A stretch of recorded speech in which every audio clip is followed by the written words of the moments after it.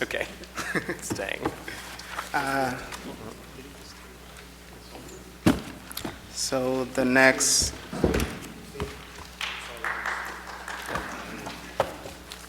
actually just one short intermission. The next item on the agenda was the vacant storefronts proposal that was submitted by Alderman Tallerman.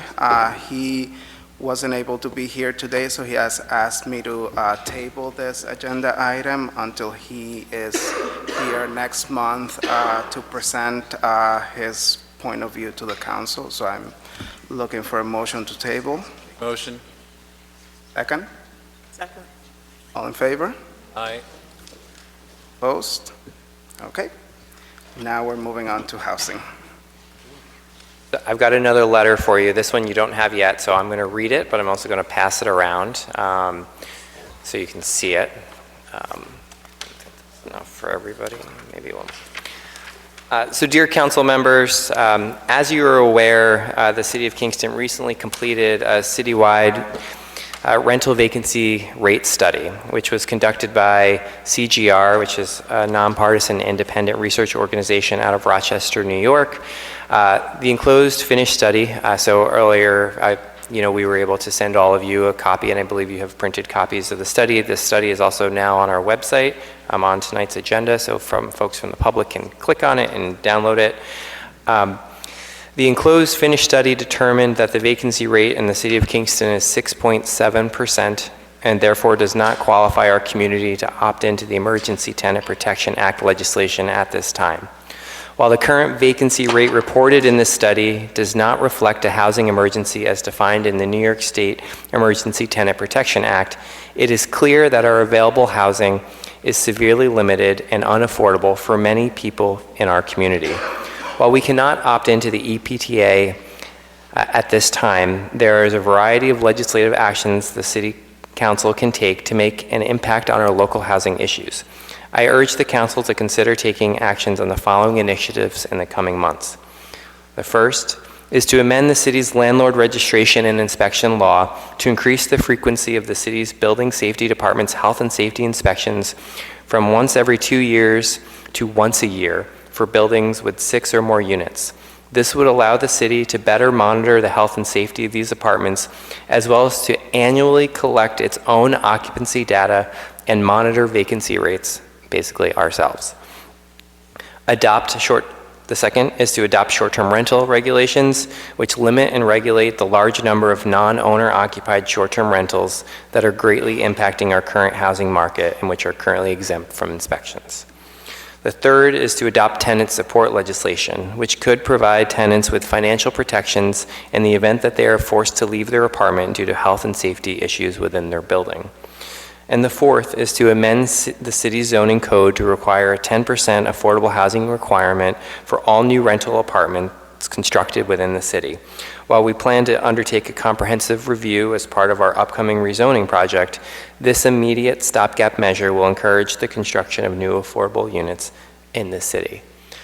And so I provided you that list to just be able to, have the City Council and I know the Special Housing Committee to really be able to tackle these issues. I know that when members of the council and I met to talk about our housing agenda, clearly for me, the ETPA was first on the list. It was the #1 priority, and we set aside the time to be able to focus on that this evening. I think I'm personally disappointed that our vacancy rate is 6.7% because I do feel that the ETPA provides our tenants with important protections, but there are steps that we can take now, and I think that there are also opportunities for us to continue to monitor these vacancy rates so that if they change in the future, we will be able to then come back to the table to talk about the Tenant Protection Act. Questions?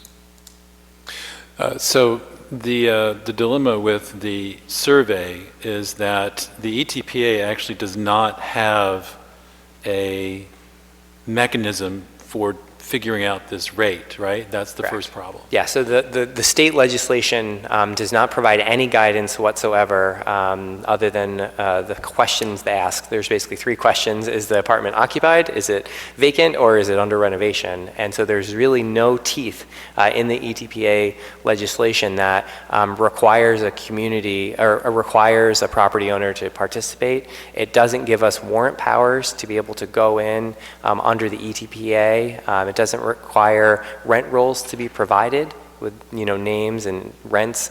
So it's really difficult for us to find accurate, available information. And so yes, I do think that there's work that needs to be done. And the survey that we did is the same type of survey that they did in Austining, where they recently were able to get that number, and it was below 5% there. Correct. Yes, correct. But we will continue to try to monitor that number and see if we can double check the numbers that we've been given from the self-reporting of the landlords. Yep. Also, this is more of an announcement on short-term rentals. I've invited Dennis Doyle, who's the head of planning for the county, to come to the Common Council and talk to us about other municipalities in the county that have passed short-term rental regulations so that we can try to craft some legislation on this very soon. There are a couple of municipalities. There's some basic choices to make in this, and so we're going to be looking at this very soon in terms of for Kingston. Moving these then to the Housing Committee, these 4 issues? Some of them, yeah, we'll look at them. If they need study, that's what we'll do there. If there are things that we can go ahead and propose, and somebody can send in a communication, and then if there's questions that arise from that communication, then the Housing Subcommittee would be the proper place to study any of those questions. One other question regarding the 10% affordable housing. Is that something that can be increased, or why is it 10%? 10% is something that we've seen other communities provide.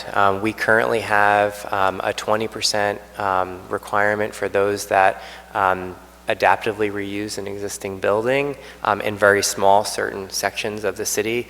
My proposal here that I proposed last fall is to be able to do it citywide, but I do think that that can be part of the discussion, is what is the right number. One of the things that we've talked about in some of our zoning discussions is that there are really no state rebates or incentives to subsidize apartments at the 10 to 20% level, and so this often is borne by either other rent payers in the building or the profit margin of the developer.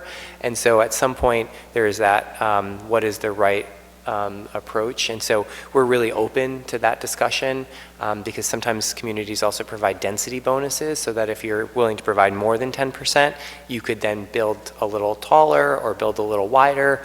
And so that is, I think, part of a bigger zoning discussion that we can have, because we want to build more housing. We don't want to discourage housing, but we also want to make sure that the housing that we're building, continues to be affordable, and to be able to have a mix of affordable units, I think is really important.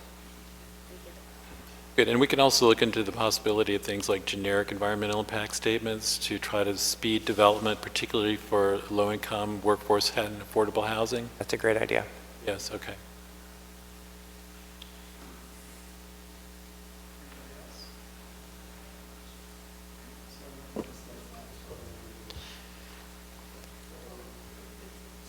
Am I hearing that we're actually going to move this to the Housing Subcommittee?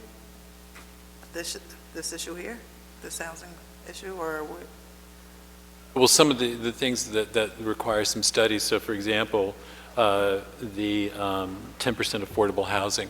There's different ways of doing that. And as the mayor pointed out, 10% might be a low number for us. There's also the option of, instead of making a requirement in terms of number of units, you ask for a payment that goes into a fund that the city then uses to develop housing and things like that.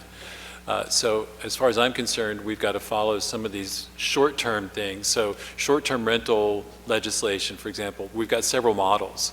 And so I think pretty quickly we can develop something that we feel comfortable with and that would already have precedent even in the county. So I don't know that we need to study that per se. But some of the other things, I mean, this is a good list, but I see this only as a starting point. I think there's a lot of things that we need to do to really think both, not just in the short term as with these points, but in the much longer term as well. And that's something that we hope to get a lot of folks in the community involved with in an active sort of way. And from my perspective, if it's okay with the chairperson too, I would, I believe that the landlord registration and inspection law changes, as well as the tenant support legislation, we have models for that. And so I think that if it's okay, I would think that by your March Laws and Rules meeting, we should be able to have draft agenda for you to look at for both of those things, to be able to kind of keep the discussion moving forward, so that we're actually, able to start making some progress on some of these kind of key initiatives. I've been sitting back here, so you guys are talking about these changes that you're going to talk about. The people here are talking about what can we do immediately. And you have people who have already stated that their rent's going up 10, 50%. The studies and all this and putting it to a special committee, the people here today want to know, what can we do now for them? Is there anything we can do now for them that they're not being evicted or their rent's not going up 50%? I mean, so what can we do now for them? That's what they want to hear today. What can we do now? Is there any legislation that we can put towards the landlords to make them obey that they can't raise their rents more than 10%? Right. That is what they want to hear. That is what they want to hear today. Thank you.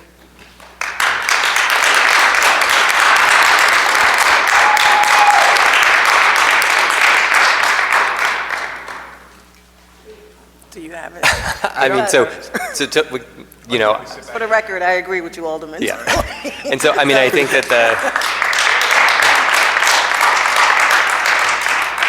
I think we're all frustrated with the fact that we're not able to, haven't been able to assist in a direct rent capping, rent control, rent stabilization, and I do think that there are state law limitations as to why, we can't do that. I think that it's really prudent for us to ask Corporation Counsel's office to find out, are there any models that exist in New York State in terms of any of that. We obviously know that with the Emergency Tenant Protection Act, there are, it was set by the state that it's a 5% vacancy rate. The state could just as easily in this session change it to 8% if they wanted to, which would then allow more communities to be able to opt in to that.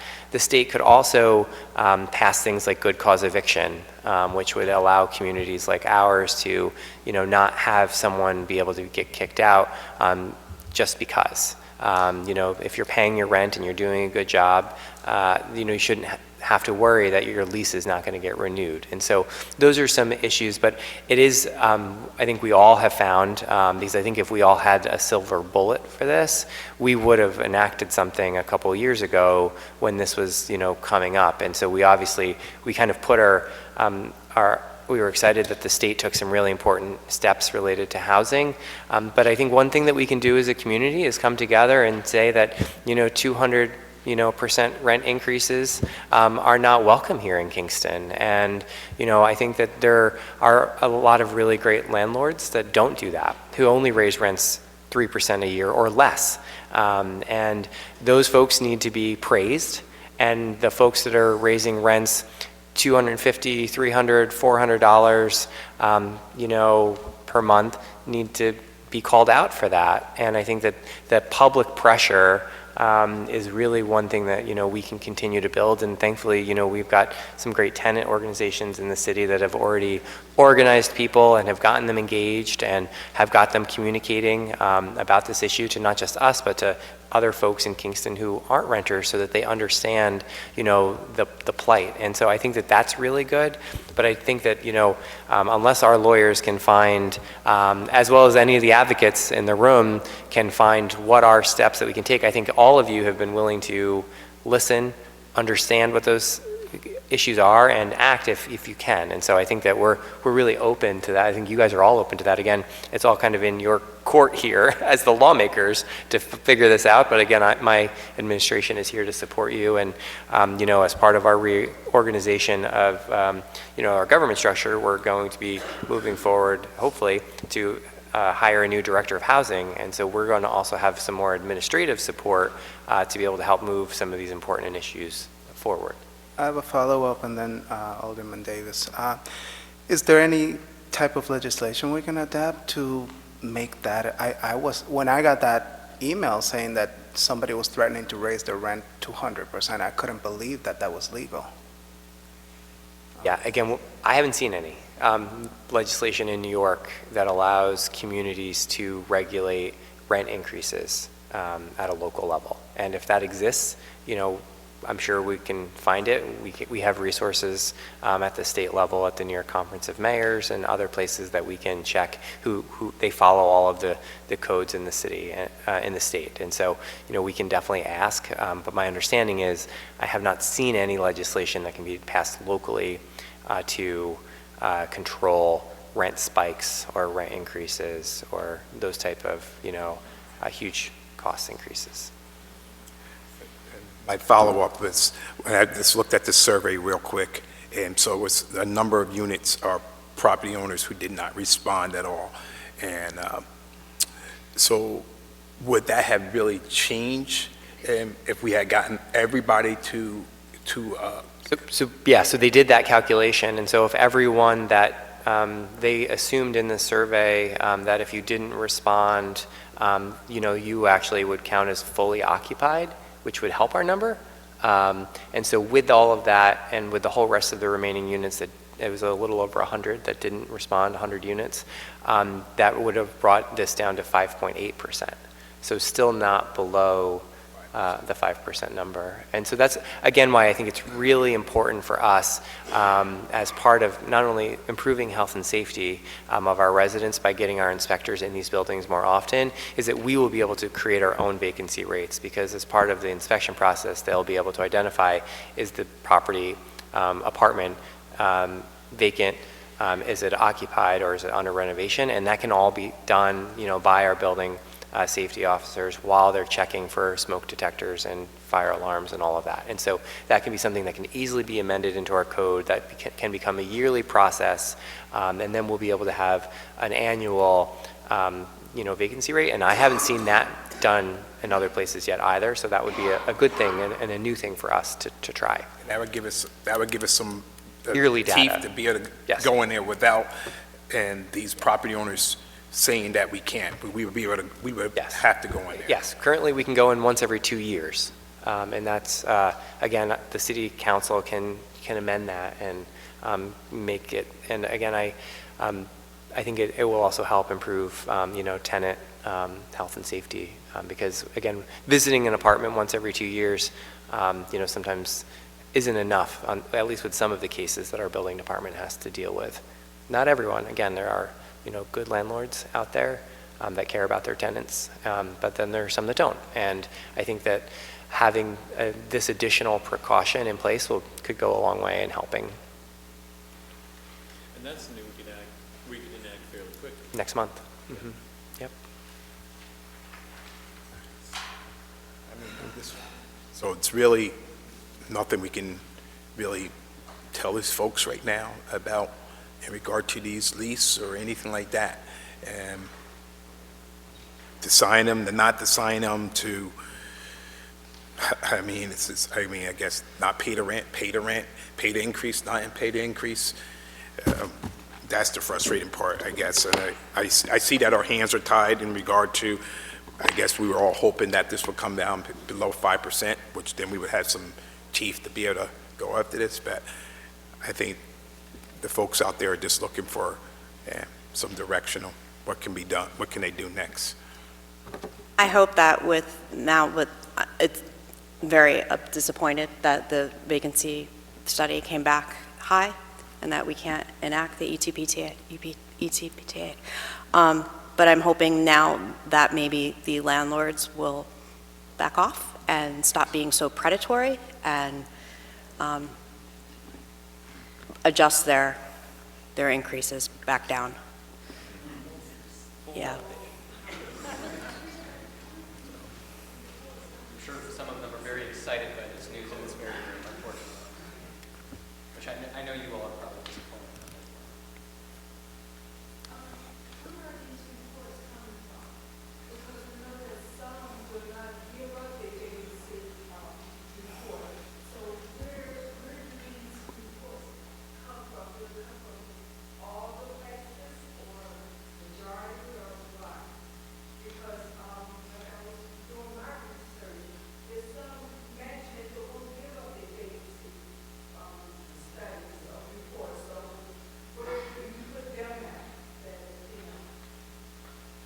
Yeah, so the consultants, did a mail survey as well as call. So those that did not respond, their addresses are listed in the report. The report's on our website, so you'll actually be able to see everyone that responded and didn't respond and how they responded. You'll see what their vacancy rates are for each individual property. It's all in the report, and so you can. And so again, for the ones that did not respond, we counted them as fully occupied. And so that would have lowered the vacancy rate. And so that's, one thing that we told them that in advance, that if you don't fill out the survey, we'll continue to, we'll do that.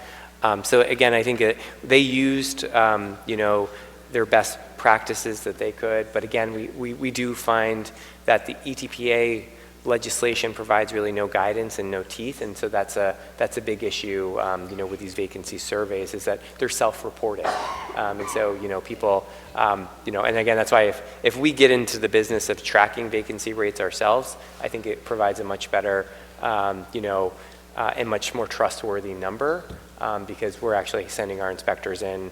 They're going into each and every single apartment, and they can tell whether it's vacant or not for themselves. And so I think that that's a big important step. So who picks these, places? Who picks them? Yeah. You know what I'm saying, like the apartments and stuff like that? Yeah. Who picks which? Because I didn't see one. No, so it's for apartments that are 6 units or more. And it went to the owners of those buildings, not the tenants, and built before 1974. And so the landlord or owner of the building or property manager, they were the ones that respond to the survey. So it's a self-reporting tool.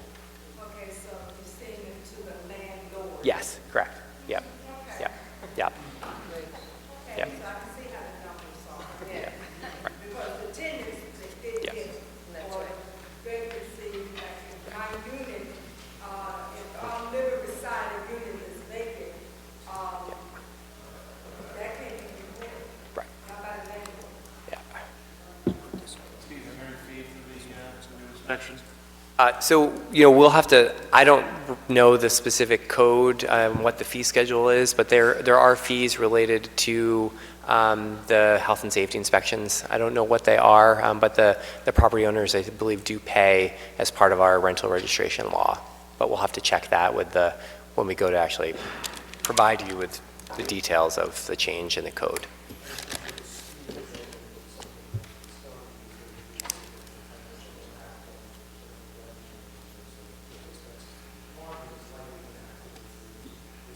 And finance, yes. Determine whether or not the current staff of the building department can handle these additional inspections, these additional responsibilities. That are suggested in paragraph 1 of the things. Yes, firstly, because that will give us the opportunity to address the vacancy study and to determine whether the number that is currently set forth is accurate. And that's something that should be done immediately, but it can't be done until there are amendments to the rental dwelling law.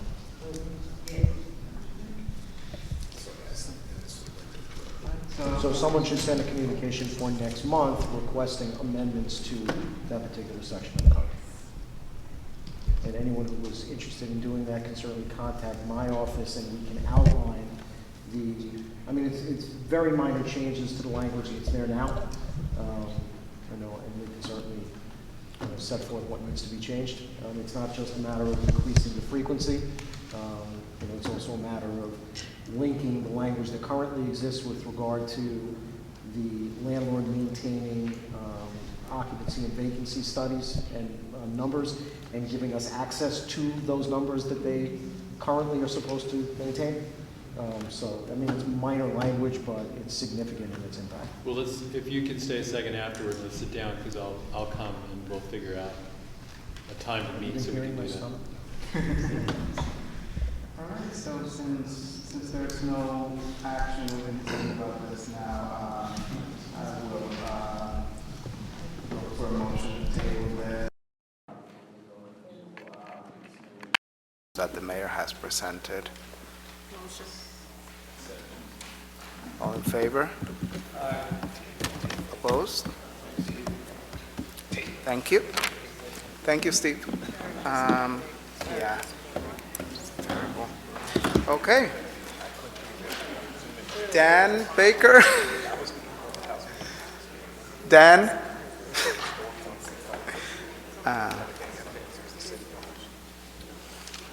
So the last item on the agenda is old business. It is the appointment to the Board of Assessors Review. Is that it? Did I get it right? Board of Assessment Review, yep. Okay. This your big debut. So you said you have a name to present to us, and I have a name from somebody that I Correct. also received. The city put out a application for boards and commissions. I received a few applicants through there, and one of those was Donna Martin, 208 3rd Avenue.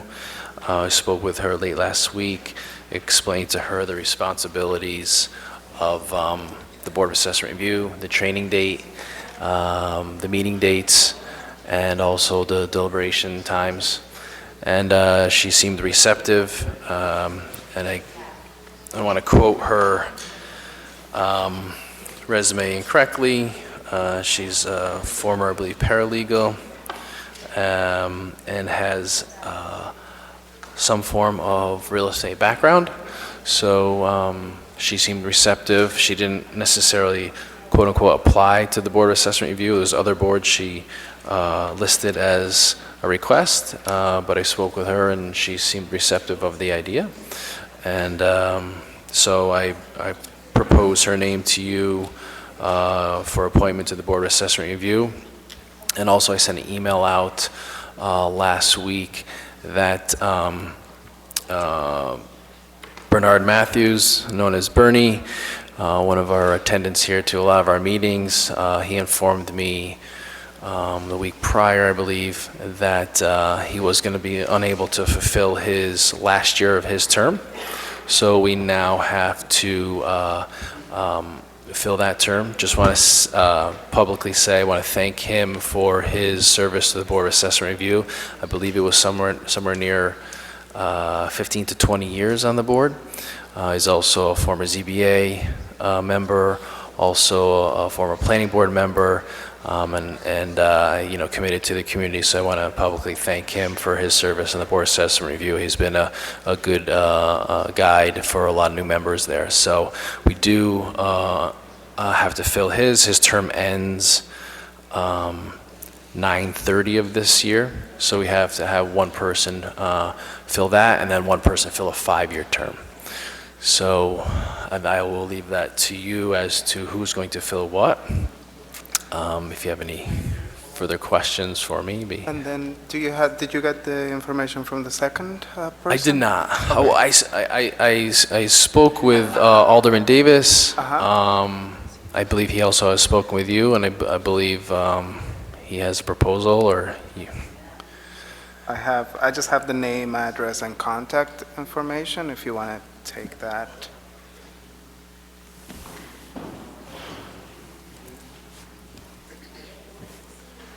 So Tony has proposed Virginia Davis, 84 Emmerich Street. Virginia Davis, 84 84 Emmerich Street. And I'm glad that someone from the Common Council was able to make a recommendation, and let's see if we can get these filled and move on. So when do we need to decide who fills? We would want to do that today, Okay. so we can get this through committee, and then and on to Common Council next month. What do we do? Do we just put both names in a hat and? So, do we have a preference on the 1 year? Okay. Oh, that makes it easier. Okay. Mayor thinks he's number one. So let's do this. I will read 2 committee reports to you with that information on it. Let me just complete these.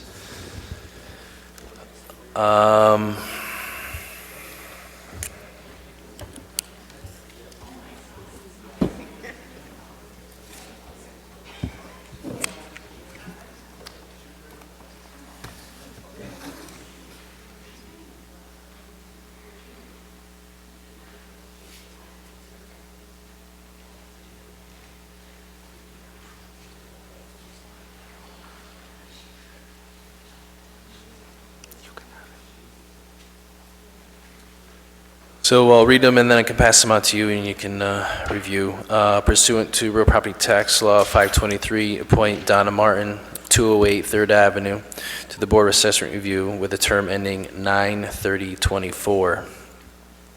Additionally, second committee report, pursuant to Real Property Tax Law 523, appoint Virginia Davis to the Board of Assessment Review with a term ending 9/30/2020 to fill the remaining term of Bernard Matthews.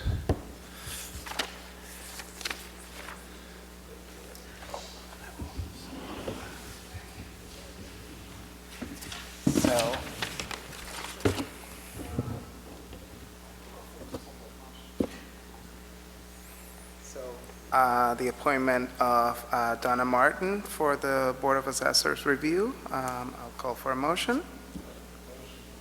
Second? Second. All in favor? Opposed? Okay.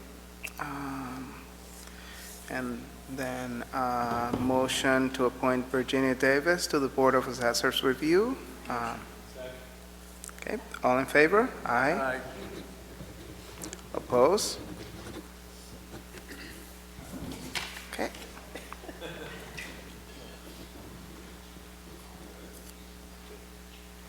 You seconded, right?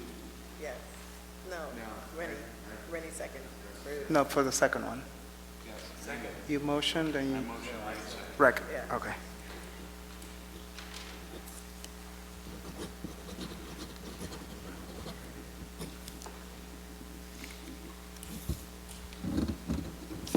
Thank you. Yep. Good job. Motion to adjourn? Second? Okay. Anybody opposed to adjourning? All in favor? Okay.